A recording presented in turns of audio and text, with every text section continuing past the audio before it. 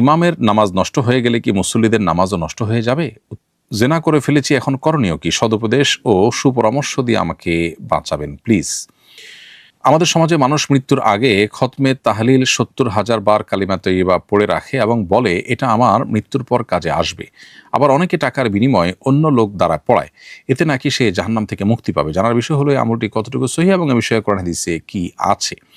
আমি নামাজ আদায় করার সময় ওযু করে বিসমিল্লাহির রহমানির রহিম পড়ে আল্লাহু আকবার বলে নামাজ আদায় করা শুরু করি। কোনো ধরনের নিয়ত মুখে উচ্চারণ করি না, তবে মনে মনে নিয়ত করে নেই যে এখন কি নামাজ আদায় করছি। প্রশ্ন হলো, আমার নামাজ আদায় কি সুন্নাহ অনুযায়ী হচ্ছে? নিলয় হাসান, আপনি লিখেছেন আমি ৫ ওয়াক্ত নামাজ পড়ি, কিন্তু আমি অনেকবার হস্তমৈথুন করেছি। একবার মসজিদে গিয়ে কোরআন শরীফ স্পর্শ করে বলেছিলাম আমি যদি ৩০ দিনের মধ্যে হস্তমৈথুন করি তাহলে আমি কাফের হয়ে যাব। আমি কি সত্যি কাফের হয়ে গেছি? আমি আল্লাহর কাছে কেঁদে কেঁদে অনেক মাপ চেয়েছি। আমার করণীয় কি? আমি এখনও নামাজ পড়ি, আমার এসব নামাজ কি কবুল হবে? চলুন তাহলে আর বিলম্ব না করে যে সমস্ত প্রশ্ন ইতিমধ্যে আমাদের কাছে চলে এসেছে সে সমস্ত প্রশ্ন উত্তর দেওয়ার আলোকিত ভুবনে আমরা প্রবেশ করি। ইমামের নামাজ নষ্ট হয়ে গেলে কি মুসল্লিদের নামাজও নষ্ট হয়ে যাবে? উত্তর হলো হ্যাঁ, ইমামের নামাজ যদি ভেঙে যায় তাহলে মুসল্লিদের নামাজও ভেঙে যাবে এবং পরবর্তী করণীয় ইমাম এবং মুসল্লি সকলের জন্য সমানভাবে প্রযোজ্য হবে।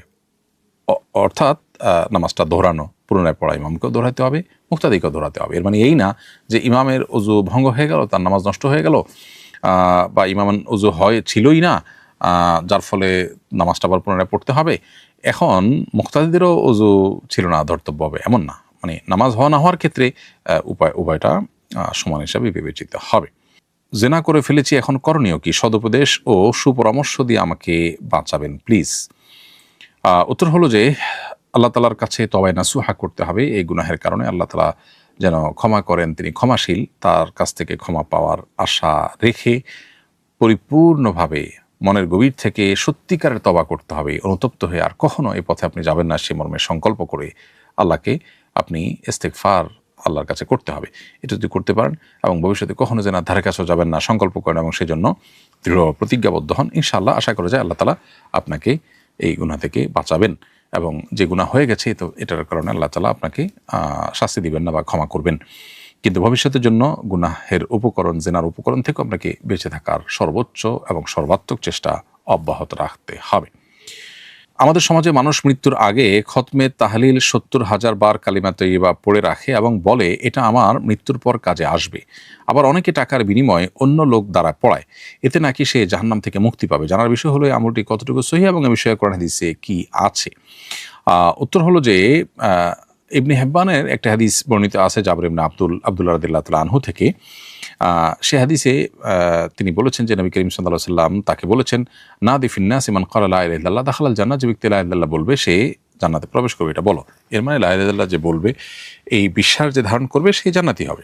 এখানে ৭০,০০০ বারের কোনো সংখ্যা বলার কথা আলাদা করে বলা নেই, যার ফলে আপনার ৭০,০০০ বার কালিমা পাঠ করলে জাহান্নাম থেকে মুক্তি পাবে এরকম কোনো কথা হাদিস দ্বারা সাব্যস্ত নয়। তাছাড়া এই কালিমা অন্য কাউকে পাঠ করালে, টাকা পয়সা দিয়ে পাঠ করালেন এর ফজিলত আপনি পাবেন এমনটিও সঠিক নয়। কারণ আপনার আল্লাহ তাআলা কোরআনে কারিমে বলেছেন ওয়ালাইসা লিল ইনসানি ইল্লা মা সা, মানুষ যা নিজের জন্য চেষ্টা করে সেটুকুই সে পায়, আরেকজন চেষ্টা করবে আর আপনি সেটা পাবেন এমনটি করার সুযোগ নেই। অর্থাৎ দুনিয়াতে যেরকম ফান্ড বা ব্যালেন্স ট্রান্সফার করা যায়, এরকম আমল বা নেকামল সব একজনে করলেন, করে আরেকজনকে ট্রান্সফার করে দিয়ে দিলেন, এরকমটি সুযোগ কিন্তু নেই যে আমল করবেন তিনি তার সওয়াব লাভ করবেন। আমি নামাজ আদায় করার সময় ওযু করে বিসমিল্লাহির রহমানির রহিম পড়ে আল্লাহু আকবার বলে নামাজ আদায় করা শুরু করি। কোনো ধরনের নিয়ত মুখে উচ্চারণ করি না, তবে মনে মনে নিয়ত করে নেই যে এখন কি নামাজ আদায় করছি। প্রশ্ন হলো, আমার নামাজ আদায় কি সুন্নাহ অনুযায়ী হচ্ছে? উত্তর হলো হ্যাঁ, আপনার নামাজ সুন্নাহ সম্মত হচ্ছে এবং আশা করা যায় আল্লাহ রাব্বুল আলামিন আপনার এই নামাজের জন্য আপনাকে আজর দান করবেন। মা মানসিক রোগী, এমত অবস্থায় বাবা তাকে ৩ তালাক দিয়েছেন, তালাক হয়ে যাবে কিনা? উত্তর হলো, আপনার বাবা যেহেতু মানসিক রোগী নন, আপনার বাবা যেহেতু সুস্থ, অতএব আপনার মাকে তিনি তালাক দিলে তালাক পতিত হবে। আপনার বাবা নিজে যদি মানসিক রোগী বা অসুস্থ হতেন তাহলে সেক্ষেত্রে তার তালাক পতিত হতো না, কিন্তু তিনি যেহেতু নিজে সুস্থ মানুষ, অতএব আপনার মা মানসিক রোগী হলেও তালাক কিন্তু ঠিকই পতিত হবে। নিলয় হাসান, আপনি লিখেছেন আমি ৫ ওয়াক্ত নামাজ পড়ি, কিন্তু আমি অনেকবার হস্তমৈথুন করেছি। একবার মসজিদে গিয়ে কোরআন শরীফ স্পর্শ করে বলেছিলাম, আমি যদি 30 দিনের মধ্যে হস্তমৈথুন করি তাহলে আমি কাফের হয়ে যাব। আমি কি সত্যি কাফের হয়ে গেছি? আমি আল্লাহর কাছে কেঁদে কেঁদে অনেক মাপ চেয়েছি।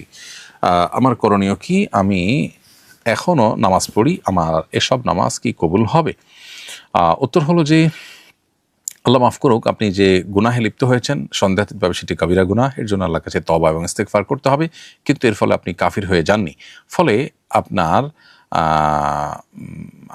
আপনি যেই কসম করেছেন যে আপনার এই কসম সঠিক কসম হয়নি।